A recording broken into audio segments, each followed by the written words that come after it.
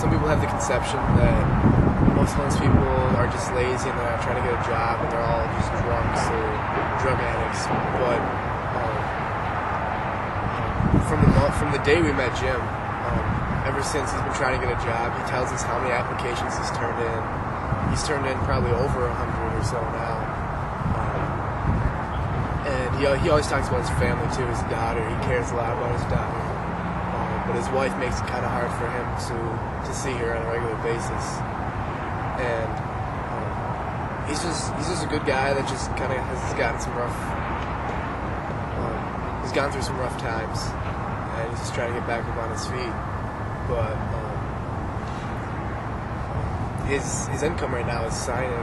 He's just holding a sign on the corner, and he doesn't get that much money from that. I've been out here for 5 hours today, and I've made $7. You're not really going to get rich. It's a very difficult way to increase the size of your portfolio. This is not going to work.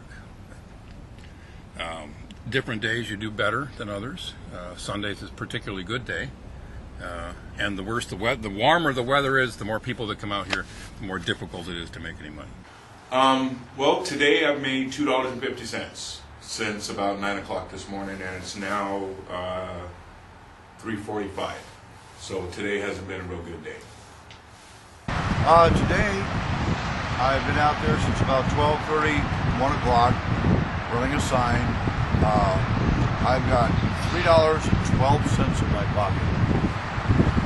It's a mix. Some people are extremely hardened of heart, so they yell things out the window, get a job, you bum, different things like that. But then there's also those people that are compassionate and caring, and want to meet a need. So it varies. It's hard to say. But most people just ignore you. That's really the standard. Is that most people just ignore you. What I don't like is the cars that go by and throw stuff at you, or yell and holler.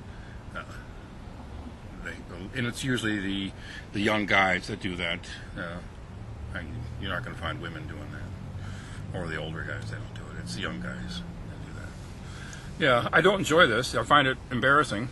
For a guy with a master's degree to be standing out here holding a sign is rather embarrassing. But it's better than stealing grandma's purse. Because of my training, because of my size, because of my ability, I am able to stop or detour harmful things that go on sometimes. I have found women out here in the park or on the streets or different positions that needed some assistance and was able to hook them up with people that could do that for them. I don't like people. I won't let anybody fight up here. This is Basilica, of course. I won't let anybody, regardless of their quarrels or whatever, I won't let that happen. I won't let people hit women. I won't let people hurt children. So when he's out there, he's not just a homeless guy just getting drunk all the time. But he's actually out there protecting people, and I believe he's doing work for God. He's out there on the streets protecting people every night.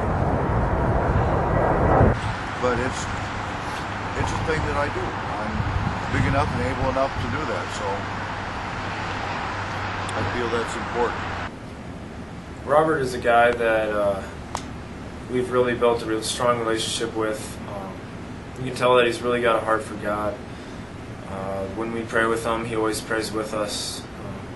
He used to live under a bridge, but thankfully, through answers to prayer, he now has a room, but he is still yet to find a job. He's just a really nice guy. He's got the most amazing voice you've ever heard, and it's just really fun to talk to. I believe that, like I say, I'm a God-fearing man, and I'm fairly versed in the Bible. Romans 8:28 is one of my favorite scriptures. It says, all things work together for the good, for those that love God and are called according to his purpose. So I believe that every situation, circumstance, and condition that we get ourselves in is to have us transformed into the image of Christ. That's what my goal is to be more Christ-like. Just because I'm out on the street and look like this doesn't mean that I don't have a heart for God. And I don't mind sharing that with others. There's more of it coming out. There's more people getting involved. It's spreading, and it's a good thing. because it makes people in our situations understand that there are people in this world that do care, and gives us more inspiration to change, to progress.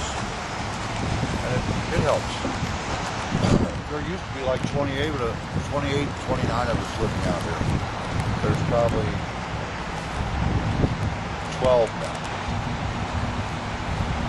And some of them need some help of one sort or another, whether it's treatments, whether it's a blanket and a sandwich or whatever. There needs to be more compassion shown and given out, because it's food to the soul. It makes it grow. A lot of people think when they see people on the corners that the homeless people are just drug addicts or alcoholics, and that they're just lazy and they don't want to get a job. But we have met some people that are trying to get jobs, that aren't doing drugs or doing alcohol. They're just trying to make it by on what they get from signing. They're just trying to get into a house or just get off the streets.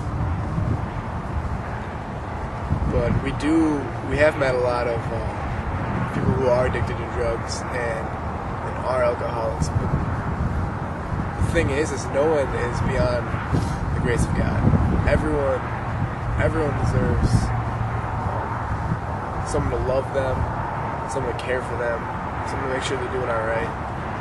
And we feel like God is calling us to go out there and serve these people and love on them and show them God's love. Because if we don't do it, no other Christians do it, then who else? How are they going to know about God? Who's going to tell them?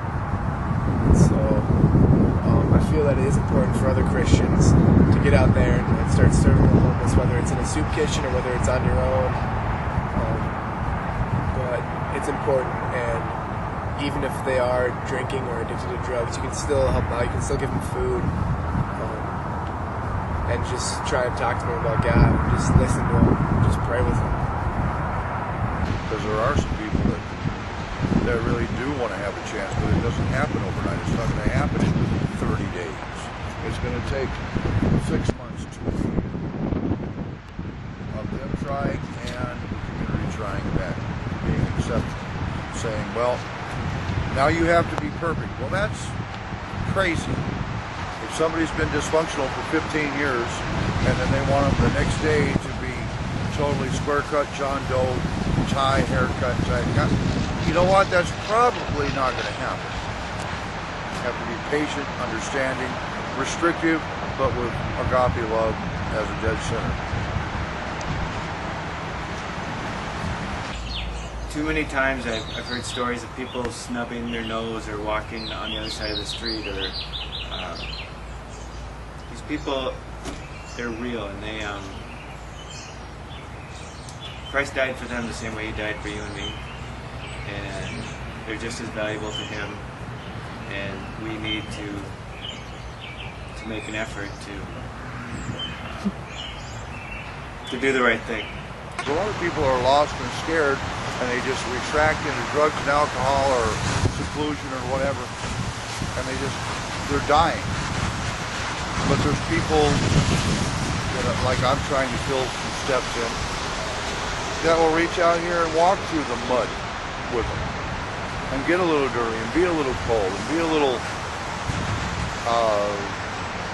destitute, so that they can have a better chance and live. And that's where it's at.